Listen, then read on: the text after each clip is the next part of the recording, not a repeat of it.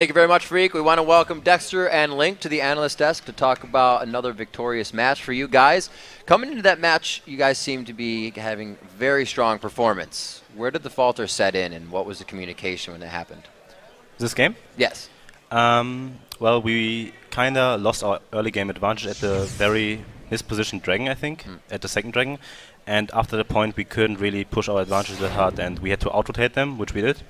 We did pretty good in clean rotations and took all outer turrets, but at the same time they had like Leona, Syndra for catch, and it was basically just who catches one first, and they played really defensively, set up everything in their jungle with wards, and basically we just had the same team comps, but yeah, whoever gets the first catch, but they have the advantage because of the Leona, they have long range engage, and yeah, we aimed for something different this game, but we had to just use this pick, so yeah. And Link, there was a moment in that game where you guys continually were pushing the bottom lane while Curse was around the Baron pit. Why did you continue to try to pull off that trade of the top turret for the Baron? What, you mean bottom turret? Yeah. Well, mixed up. Well, basically, there's no way we can 5v5 them, especially when we're going like headfirst into somewhere with no vision. Especially with all their catches. They have Leona, Vi, they have Syndra, so they can just like insta kill anybody in the front line, or if not, well, they can at least stall like the front line while their back line kills everything. And they have Kaylin and Syndra who work really well together.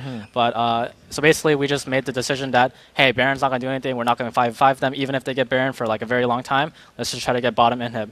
And what I was trying to do there was I was just gonna try to install their base while we could potentially take their inhib and maybe end the game. But obviously that didn't work out. But it was a risk, and it was a risk that could have been a really high reward, but at the same time it was something that where we wouldn't be affected too much because we had complete control over the bottom side. Then how's it feel to be back in mid lane now that Dexter's here? You can sit in the mid lane. What's it like knowing that you're able to just kind of control the game? It's kind of nice, I guess. Well, I mean, in a sense, I feel like the jungle still does control the game. It's basically the jungle and mid like that really do it, and I feel like that game was kind of a poor performance between us two. Like we could have done a bit more, and it's really hard for us to work together because like we're still getting to know each other, and we still have problems, and we're still communicating and trying to get better at that. But at the same time, like our mid game duo wasn't as strong as like something else. Like maybe it could have been like like Vi, LeBlanc or something, right? That'll work better than LeBlanc, Kha'Zix. And because of that, we couldn't make the plays that we needed to carry the mid game, and that's kind of our fault for picking kind of poorly. But it just so happened. Right on. And Dexter, even before you kind of got here, CLG had a play style where you guys could win a game without getting a lot of kills. How did that kind of work? What formulates CLG to kind of get that result? Well, you get this result if you just simply out-rotate the enemy. If you're better than the enemy at rotations, then you set up something, you push the wave, you have wave control, and if you know what's going to happen in the next minute of the game, and the opponent doesn't, then you have the clear advantage. And we usually just try to control waves, and we always ping the wave where we're going at, and yeah, if you have wave control, you can just form the waves like you want to take the objectives. And yeah, if we have good jungle control, like over the jungle, we have good visions, then we can just out-rotate them pretty much, and that's how you can win games without even getting kills.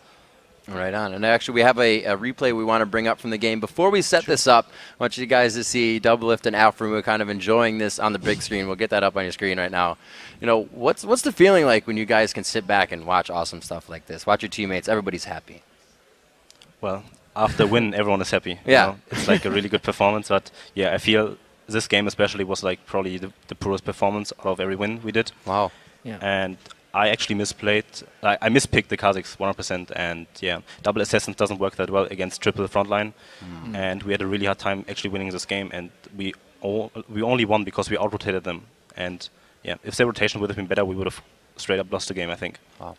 Yeah, well, talk to me a little bit about that final play you made once again, Link. We heard it during the sounds of the game, how you just thought you'd be able to get Void, but everyone else had Banshee's Veils, but you somehow went in miraculously by yourself and blew him up. Did you expect it to happen like that? Not really. I just kind of like saw that opportunity. It just arose, and then I was just like, all right, I'm doing it. And I managed to like W. I flashed forward, and then I got a DFG, and I got another ulti off. What was your actual combo order in here? Because it all happened so fast. So it was W first, and then I flashed forward, I believe, and I DFG, and I used my second R, which is the third which is the W again. And then I just Q him again. And I W back all the way to my original place, I believe. Right. And then Vi comes on me, but aftermove saves me with Mikhail's, and then I managed to just kill him. So again, aftermove link synergy, man. Nobody ever sees that, but I'm telling you. You got the cowball combo, Yeah. you got the Mikhail's combo now. Exactly. All right, gentlemen. So looking forward, you guys have a game against XDG. Their recent performance was pretty astounding. How are you feeling against that? XCG is going to be like, you know, I feel like they've always been good. They just needed to just find that one thing to hold on to, and they'll come back. And I think, you know, Xmithie back in the jungle with ManCloud mid, they're going to be a terrifying duo again. And, you know, it might take them a couple of games, but today I just felt like Xmithie really just did his work out there. And with the team, and I think Sheep is a really good addition. And I think that's what they need, and they're going to come back strong. Yeah, and I came across an interesting stat. CLG has never won more than 3 games in a row since entering the LCS. Tomorrow you guys have a chance to get the first ever 4-game winning streak coming up. How do you feel about the consistent inconsistency of CLG, and how are you going to break it? Well, I can't really talk for the team since I'm the new one, but yeah, I'm going to try my best to win as many games as possible, because it all depends on the players. And if you go into playoffs with a lot of games, you have the confidence behind you.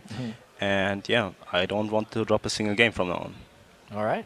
All right, well, congratulations on the win. Congratulations on the recent consistency. Hope you guys can keep it going.